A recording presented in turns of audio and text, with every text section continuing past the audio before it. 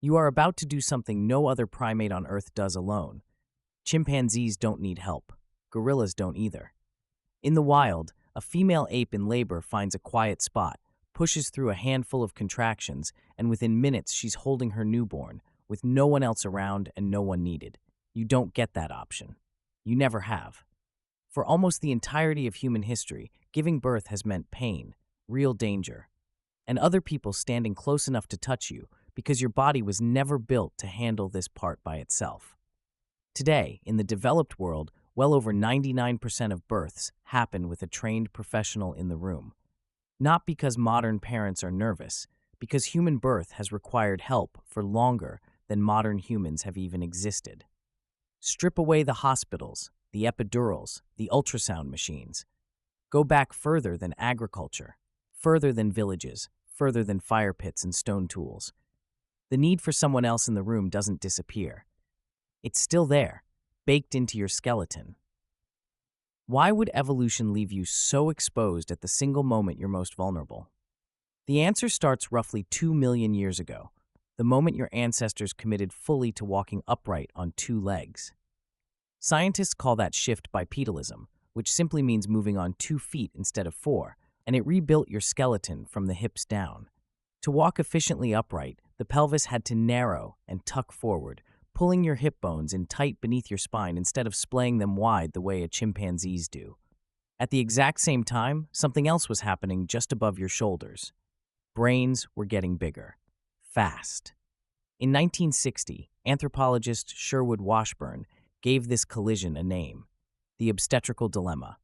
It's the simple, brutal fact that the same skeleton being streamlined for walking was also being asked to deliver an increasingly large-headed baby through an increasingly narrow opening. Two of the best things about being human, efficient upright walking and a massive, capable brain, were quietly working against each other inside every pregnant body for 2 million years straight. You inherited that compromise. A newborn human skull barely clears the bony ring of its mother's pelvis, with almost no room to spare.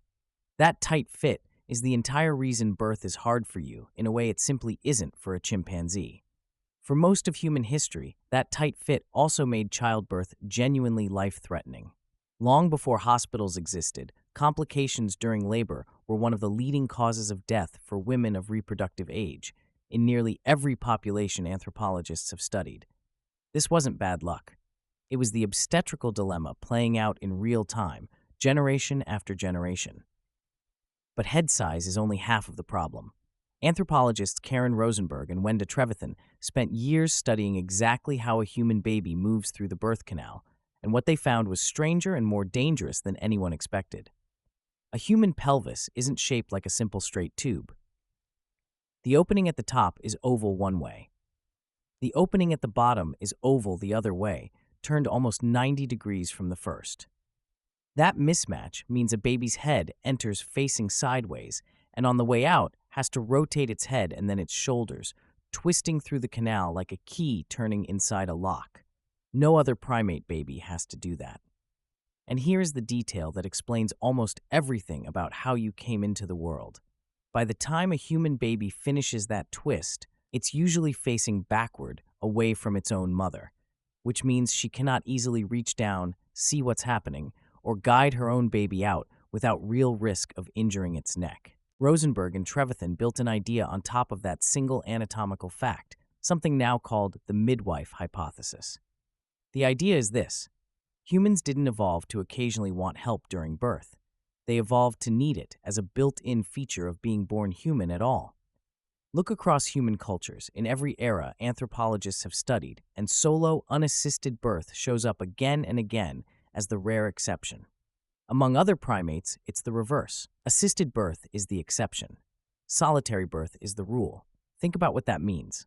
Somewhere, deep in your evolutionary past, a body that couldn't reliably deliver its own baby had to find another way to survive.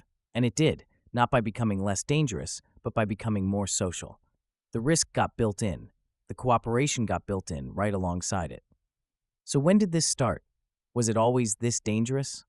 In 2008, a team led by paleoanthropologist Scott Simpson uncovered something extraordinary at Ghana, in Ethiopia's Afar region.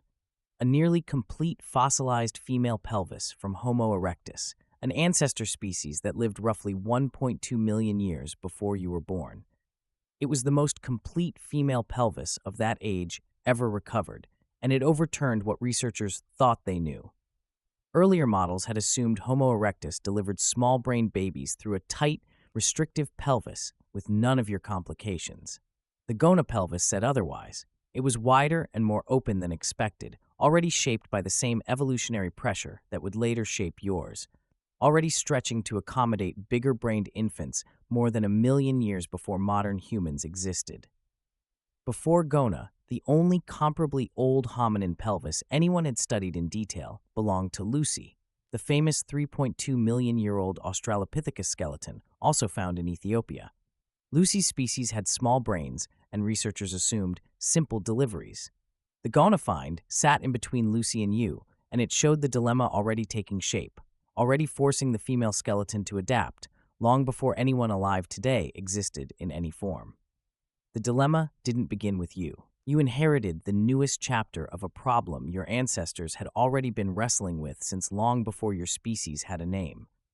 So picture it. Not a hospital, no monitors, no bright fluorescent lighting, no clipboard charting your contractions every few minutes. A camp at dusk, a low fire, a woman in labor, surrounded by the other women of her group, because that's simply how it has always been done. One woman holds her upright because gravity makes the pain more bearable than lying flat. Another presses firmly against her lower back because that's exactly where the pain settles hardest.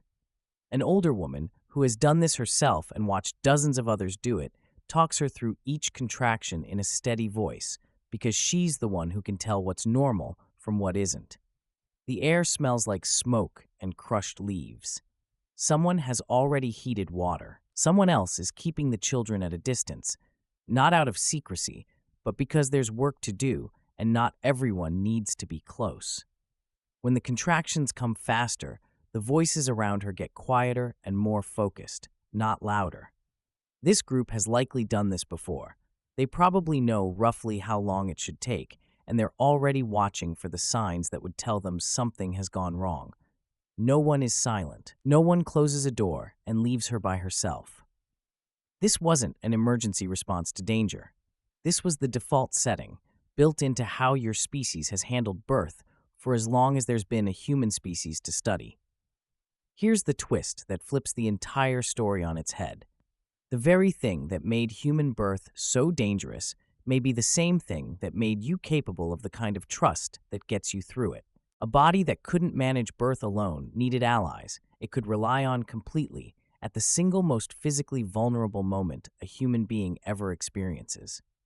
That dependency, repeated across hundreds of thousands of generations, didn't just produce midwives. Some researchers argue it helped wire human beings for deep cooperation generally, for forming the kind of bonds you lean on hardest when your own body can't get the job done by itself. The danger didn't just threaten you. In a strange way, it built you. Now picture a modern delivery room, stainless steel, soft beeping monitors, a doctor, a nurse, maybe a partner gripping your hand hard enough to leave a mark. It looks nothing like that firelit camp.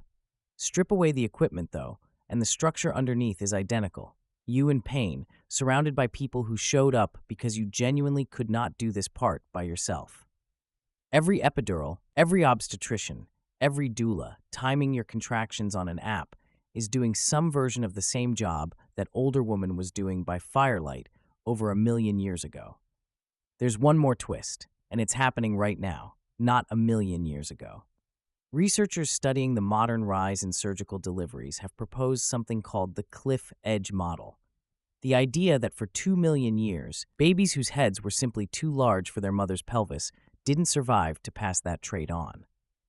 That was the harsh edge of the obstetrical dilemma, quietly trimming the population every single generation. Surgical delivery removes that edge. Babies who once would not have survived birth now do, routinely, which means the very pressure that shaped your skeleton for 2 million years has, in your lifetime, started to ease for the first time in human history. You weren't designed to do this part alone with stone tools.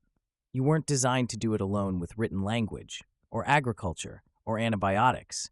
You are not designed to do it alone now, with all of modern medicine standing by. You are about to do something no other primate on Earth does alone. You never were going to be the exception.